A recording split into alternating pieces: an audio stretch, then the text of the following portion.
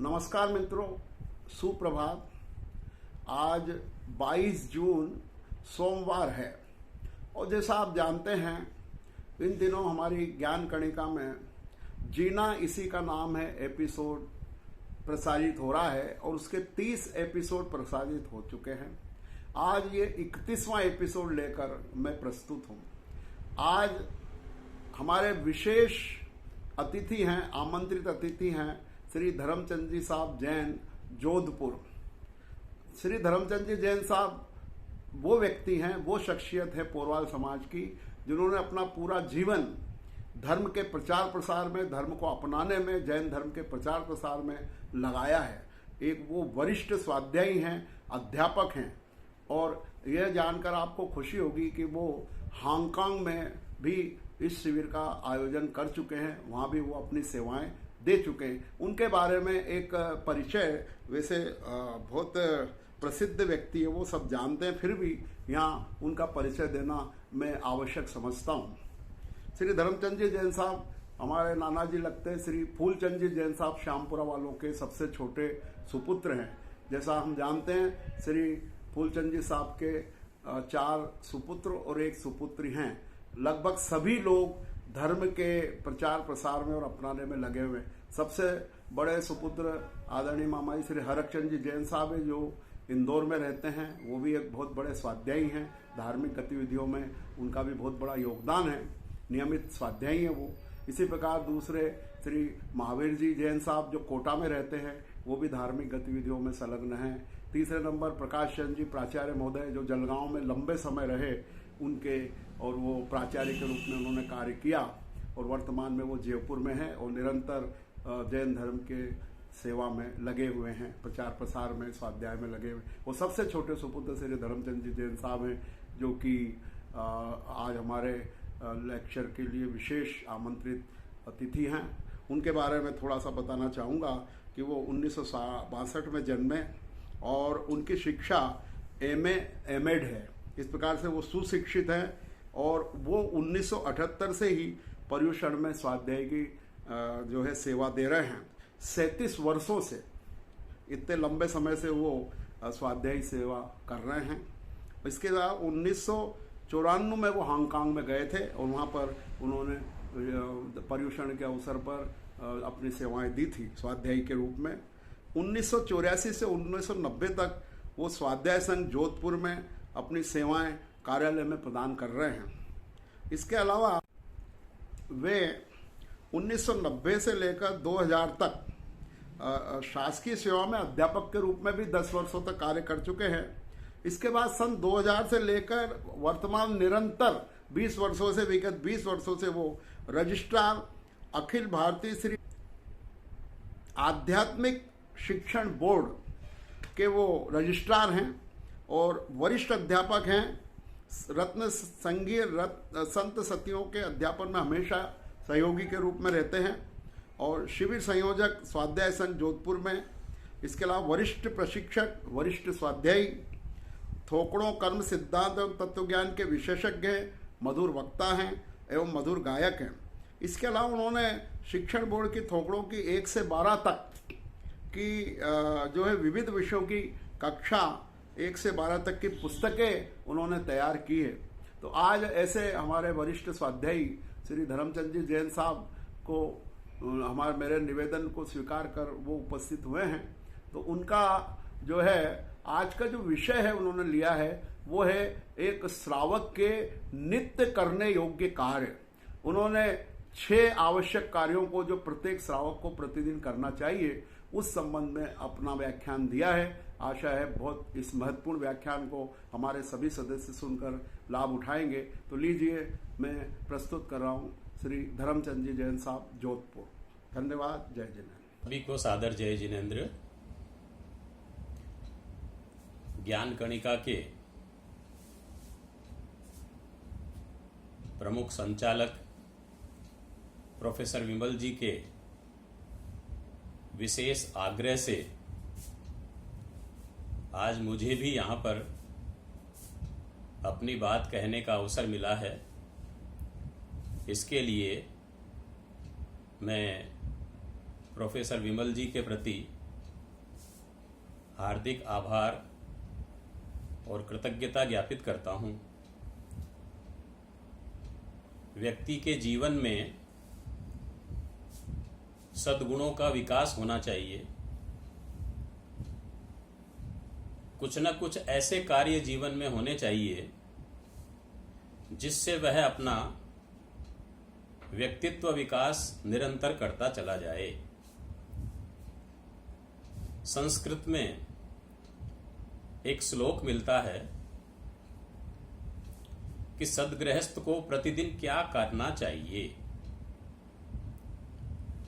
तो उसमें कहा गया, देवार्चा गुरु शुश्रूषा स्वाध्याय संयमस्तपः दानम चेति गृहस्थानाम षट् कर्माणि दिने दिने। प्रत्येक सद्गृहस्थ को 6 कार्य प्रतिदिन करने ही चाहिए। उन 6 कार्यों में सबसे पहले देवार्चा, देवों की स्तुति। देव हमारे अरिहंत और सिद्ध भगवान हैं। वे निर्विकारी हैं, वीतरागी हैं, परम शांत हैं, अनंत ज्ञानी हैं, अनंत सुख में लीन है, आनंद में लीन है। हमें भी अपने जीवन में सुख, समाधि, शांति और आनंद की प्राप्ति के लिए देवों की स्तुति प्रतिदिन करना चाहिए। देव स्तुति करने से जहां एक ओर मन की निर्मलता और पवित्रता बढ़ती है, वहीं दूसरी ओर जीवन में शांति और समाधि बढ़ती है, तनावों से मुक्ति मिलती है, विकल्पों का जाल कम होता है, विकार घटते हैं, कसाय समाप्त होते हैं और हमारी आत्मा शुद्ध बनती है। क्योंकि अरिहंत और सिद्ध भगवान भी मेरी आत्मा के समान ही विशेष शुद्ध रूप में प्रकट हैं। अरिहंत और सिद्धों की स्तुति हमारे जीवन में बहुत बड़ा लाभ देने वाली है। किसी कवि ने कहा भी है, देव अरिहंत शरण उत्तम दिव्य जिनकी देशना। हे वीतरागी सिद्ध प्रभु तुमसे मिलूं यह प्रार्थना। चूंकि अरिहंत और सिद्ध आत्मा की विशेष शुद्ध अवस्थाएं हैं, इसलिए उनकी स्तुति करने से हमें अपने भीतर में शुद्ध बनने की, निर्विकारी बनने की, पावन और पवित्र बनने की प्रबल प्रेरणा प्राप्त होती है। इसलिए हर सद्गृहस्थ को प्रतिदिन अपने आराध्य अरिहंत और सिद्ध भगवान की स्तुति करनी ही चाहिए।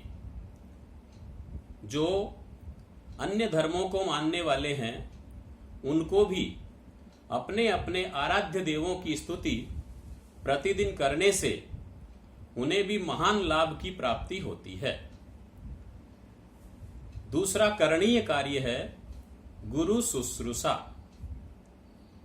गुरु भगवंतों की सेवा करना। आचार्य, उपाध्याय और साधु साध्वी हमारे गुरु कहलाते हैं। जिनकी गुणों में विशेष रुचि होती है, वे गुरु होते हैं। जो अज्ञान अंधकार को समाप्त करते हैं, वे गुरु होते हैं। जो जीवन में गुरुता को प्राप्त कराते हैं, वे गुरु होते हैं।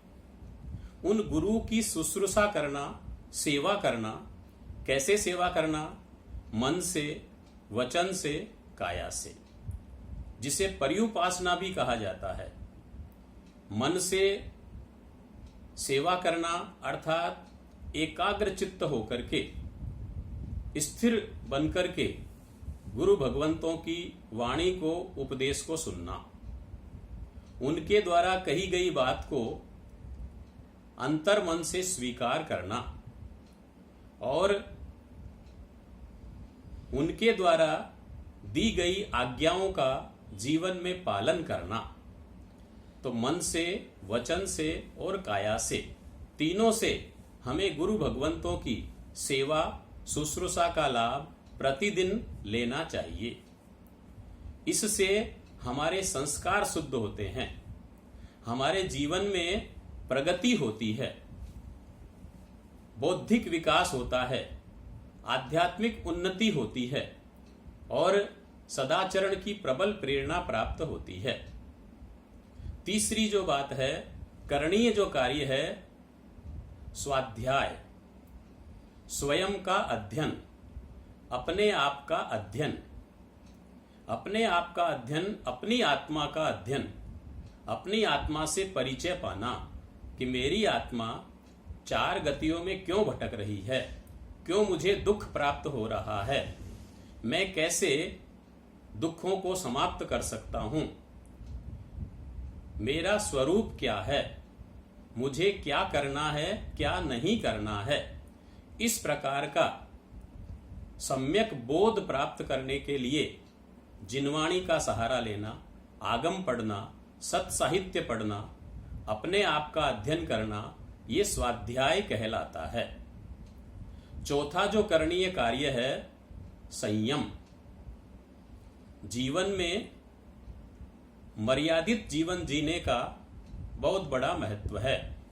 अपनी इंद्रियों को, मन को, वाणी को, शरीर को, अपनी आत्मा को नियंत्रित रखना, विपरीतता में भी उन्हें भटकने नहीं देना, मर्यादित जीवन जीना, छह काय के जीवों की रक्षा करने के लिए प्रतिबद्ध रहना, छोटे छोटे नियमों को जीवन में स्वीकार करके और संयमित जीवन जीने की प्रेरणा पाना, ये हमारा जो करणीय कार्य है वो चौथा करणीय कार्य है। फिर इसके बाद में कहा गया तप। विभिन्न प्रकार के तप का आचरण करके एक सद्गृहस्थ अपने जीवन को उज्जवल बना सकता है। बाह्य तप, आभ्यंतर तप, विभिन्न प्रकार के तप हैं। हम छोटे छोटे तप करके, नवकारसी करके, रात्रि भोजन का त्याग करके अथवा अन्य कोई छोटे नियम लेकर के भूख से कम खाना, विगय का त्याग करना, रसों का त्याग करना, बड़ों की सेवा करना, स्वाध्याय करना, विनय करना, व्यावृत्य करना, मन को अच्छे कार्यों में लगाना, ये भी जो है विभिन्न प्रकार के तप हैं। इनके द्वारा भी हम अपने जीवन को आगे बढ़ा सकते हैं। 5वां नंबर कहा गया तप का और 6ठा नंबर कहा गया दान का। देने से स्वयं का भी लाभ है और सामने वाले का भी लाभ है। स्वयं का लाभ तो उसका परिग्रह कम होता है, आसक्ति मिटती है, मूर्छा भावना कम होती है, उदारता प्रकट होती है और सामने वाले की आवश्यकता पूर्ति होती है, उसका जीवन निर्वाह होता है, उसके जीवन में दुख दारिद्र दूर होते हैं, अभाव दूर हो जाते हैं और व्यक्ति को एक आत्मिक प्रसन्नता, आत्मिक संतोष की प्राप्ति होती है। इस प्रकार से एक सद्गृहस्थ के लिए करणीय कार्य, इन 6 कार्यों को प्रतिदिन हर सद्गृहस्थ को करना ही चाहिए। मैं समझता हूं कि हम सबको अपने जीवन में इन 6 कार्यों का पालन करते हुए अपने जीवन को आगे बढ़ाने का निरंतर प्रयास करना चाहिए। ज्ञान कणिका का और उनके प्रमुख संचालक का एक बार पुनः हार्दिक आभार, धन्यवाद। जय जिनेन्द्र।